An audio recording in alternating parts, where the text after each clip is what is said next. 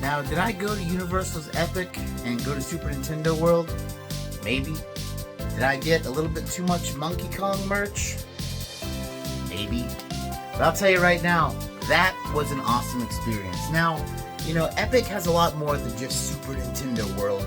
It has a really cool new extension of Harry Potter, where you walk through France, you get to go into the Ministry of Magic, and you get to, do some shenaniganry. I won't explain that ride too much because I don't want to spoil it, because it's kind of like plot. There's plot to it, and I think that if you're going for the first time, you should enjoy it. They also have like a How to Train Your Dragon area, which I'm not a really big fan of the franchise, but it's alright, it's cool, it's kind of like the little kid spot in that version of the park. There's also the whole really cool Universal Monsters area. Sadly, I have no footage of that because a downpour happened, and it was just too crazy to film anything. But I did get to ride the cool ride, one of the two rides, and it was really phenomenal. But really, I'm here to talk about the Super Nintendo World part of it, and it is awesome. I'm gonna try my best to talk about it without spoiling too much. But man, hey, without further ado, let's talk about some Super Nintendo World over at Universal's Epic.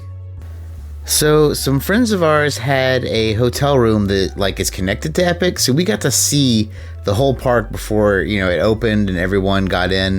It was really cool to see it from up above because, man, this place is pretty dope.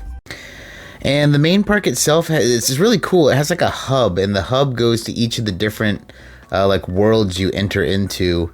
And I will say that each one has their own kind of portal. And I was obviously most excited to go to the Super Mario World portal because it is really cool. You go in, and it's like you go into a warp pipe, and it teleports you essentially to, Super Mario World itself, or Super Nintendo World. And man, they did such a good job on everything here. It's really aesthetically spot on. And I don't know if I ever said this on the channel. I think I might have. But there's actually a long time ago. This is before Epic was even announced to everybody. I had a job opportunity to work for Universal as an engineer and to work on Epic. I know it sounds crazy that I didn't take that offer. There's a lot of reasons why I passed up that offer, but it was very, very tempting. And especially now that I've seen it and I am seeing it and I'm showing it to you guys, it would have been really, really cool to have been a part of this. But regardless, it is cool. So you go through the warp pipe and you're in Peach's castle. They have the pictures from Mario 64, and this is the first thing you see. It's just this amazing, beautiful, immersive world. It's so freaking cool. And I will say that there is a lot going on here besides the rides itself and just all of the really cool aesthetics of the place. You have the band that I was wearing in the intro of the video, and you can get them for different characters: Mario, Luigi. I got Donkey Kong, but they activate all sorts of stuff, and they have an app that kind of has a bunch of challenges and things you can do. The challenges were all cool. My wife and I actually came back and snuck in and did a whole bunch of more challenges later in the day. I say snuck in, we weren't really sneaking. We were just here, but it doesn't matter. The only challenges I think were kind of a bummer were there was challenges that essentially made you have to ride the rides 5 times. And those are just kind of impossible. Even this park was not very busy on this day. We picked a weird day in October, so a lot of people were in school and stuff. And it rained, which made things clear out even more. But I will say that riding the rides 5 times, even with small lines, it's still going to take way too long. So it's obviously meant for you to go on multiple trips. But, besides the merch and the stuff, you walk in, and I've showed you all this Mario part here, but then there's Donkey Kong Country.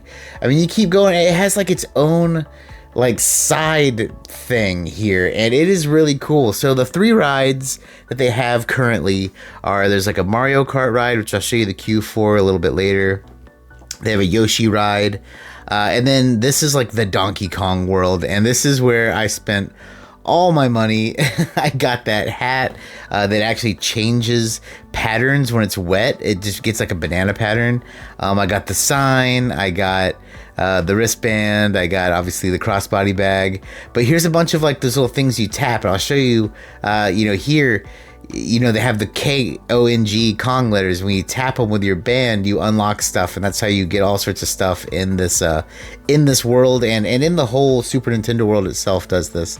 But so there is one of the rides is here in Donkey Kong Country, and that is the Donkey Kong Minecart. It's kind of like a roller coaster type thing. It was okay, but I will say, I don't know, it wasn't exactly my favorite ride, and I'm not saying like it was terrible or anything, but the way the lap bars are, there's kind of like a cantilevered arm, and my knee kept hitting the side. I don't know. Maybe it's just a me thing. I'm not sure. But other than that, like the ride itself was cool, and the line was really cool, and I'll show you some of that right now. In the line, they had this cranky animatronic. It was super cool. It talked to you, berated you, but there was no one in line this early, so we actually had to go past it pretty quick. Now, the Mario Kart line is kind of crazy. You go through Bowser's castle. He's challenged you to, a race with all your friends. And, once again, I don't record when I'm riding rides, and I'm never going to in my life. I hate those people. But this ride is kind of nuts. It's like an on-rails...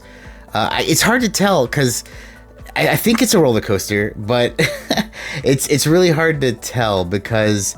you wear like glasses and like this like AR style like visor thing, and the whole game you're actually driving around like Mario Kart, and you're shooting shells and stuff at enemies, and like wherever you look, it's kind of like where you target.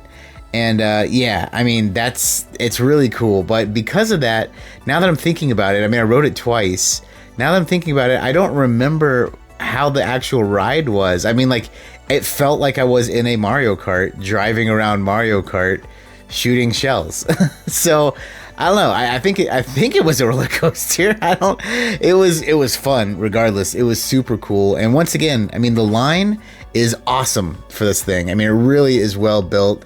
It really makes you feel like you're in the world. You're walking through everything. They have like fireballs in the fireplace and like boo ghosts popping out between different parts of the shelves and things.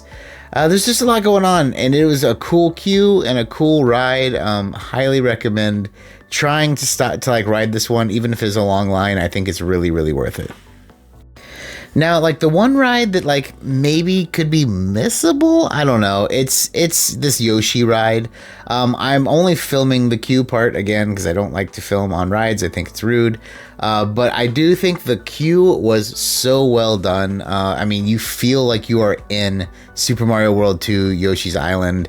The music is spot on. It's Yoshi's Island music. And the ride itself is just a really slow, kind of like people mover type ride. You're supposed to find some eggs or whatever, which is pretty cool, and you press a button. But like other than that, it's really just kind of like a relaxing ride. It kind of goes constantly, so the line goes pretty quick. I think it's fun, and the aesthetic is absolutely phenomenal. But I'm going to outro with a little bit of people popping in and out of Harry Potter Magical World because it was kind of neat.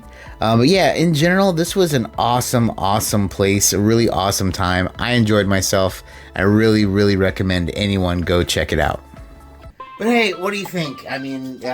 I thought it was phenomenal. I will definitely be going back at some point. I really can't wait to go back when my son Fletcher is older and he can enjoy the stuff with me. But anyway, it was super cool. If you have the opportunity to go, I highly recommend it.